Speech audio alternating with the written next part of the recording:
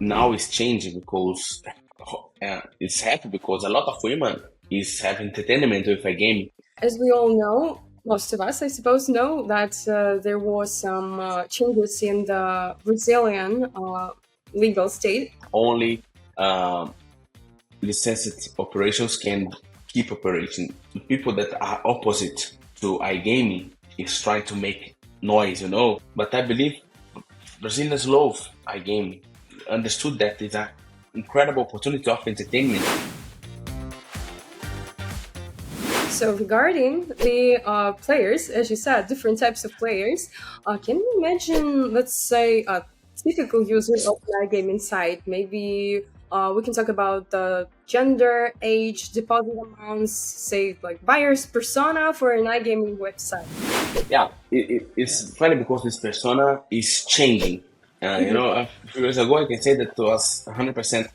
We have maybe 75, 80% of male, 20, 23 years old, and now it's changing because it's happy because a lot of women is having entertainment with a game, knowing not only about the sport but also our games, including. So you still have more men's playing, more men's having entertainment with still a bet, but the average is more is plus 25 years old.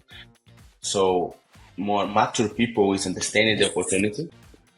And of course, we're not allowed anyone less than 18 years old, of course, but anyway, we heard more people over the 30, 35 years old joining and having fun with us.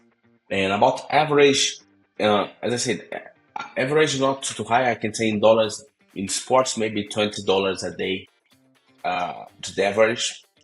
It's not too much comparison with United States or Europe, but for Brazil, it's a good amount. Cool. So another question, maybe a bit tricky one. Uh, what do you think? Is it possible, and how is it possible to trigger a user who is already playing on another a gaming platform to your platform? That's interesting. Yeah, that's tricky question.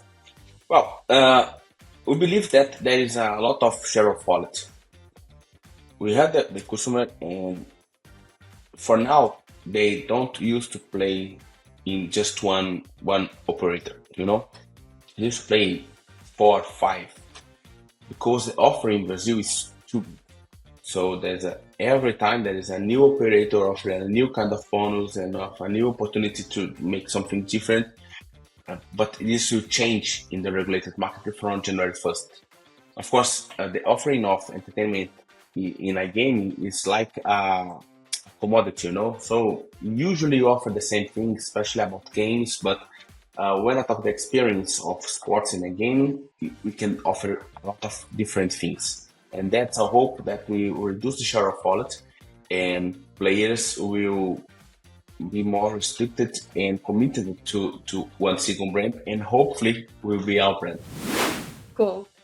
Okay, so the next question is about legislation. As we all know, most of us, I suppose, know that there was some changes in the Brazilian legal state regarding the iGaming.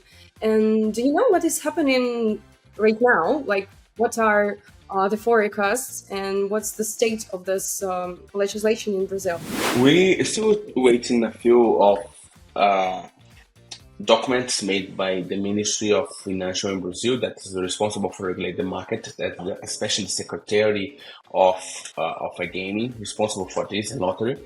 And but we have had a deadline finishing August 12th that made 112 companies applied for get the license. So we are in the process until the end of the year that the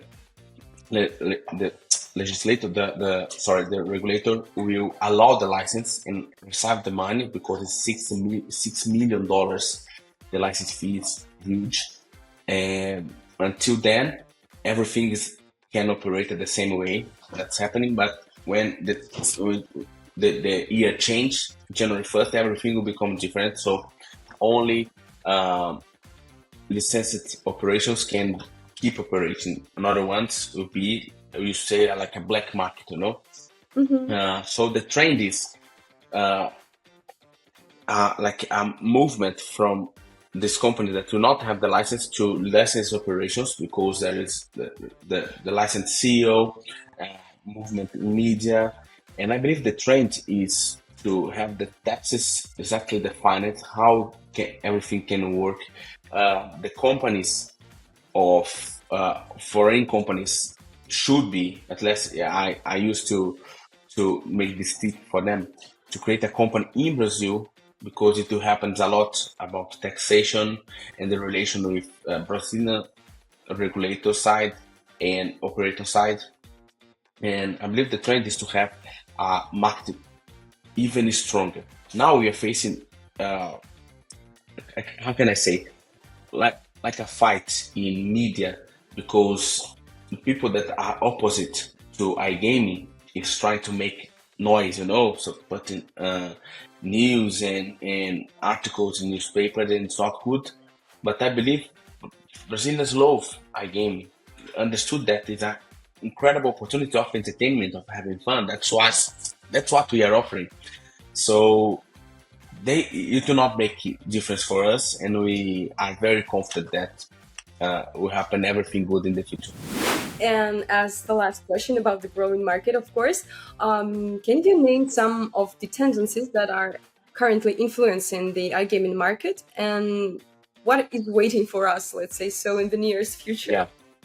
Well, how Brazilians used to have affiliation is different that happens in Europe and US, because yeah, usually, and I believe it's the right way, you have companies working as affiliation and offering news and directing the player to the right sites. I like this model, and I believe it's properly used.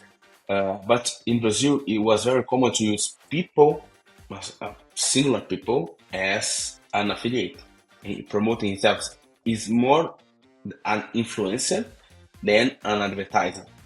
And it is changing, because the way of these people communicate with players is tricky, you know. It's hard to find the right way, because you can move one step for the right, and it talks about the promises of winning, and it's not nice. And you move to the left, it's not telling nothing to the player. So the trend is to, it's fun to say, but I believe the good trend is to straight on the line that what advertising is doing, to create attractive news and attractive sites, collecting, making people enter to those sites and understand not only about news about sports, about entertainment, but also about the iGaming world, you know.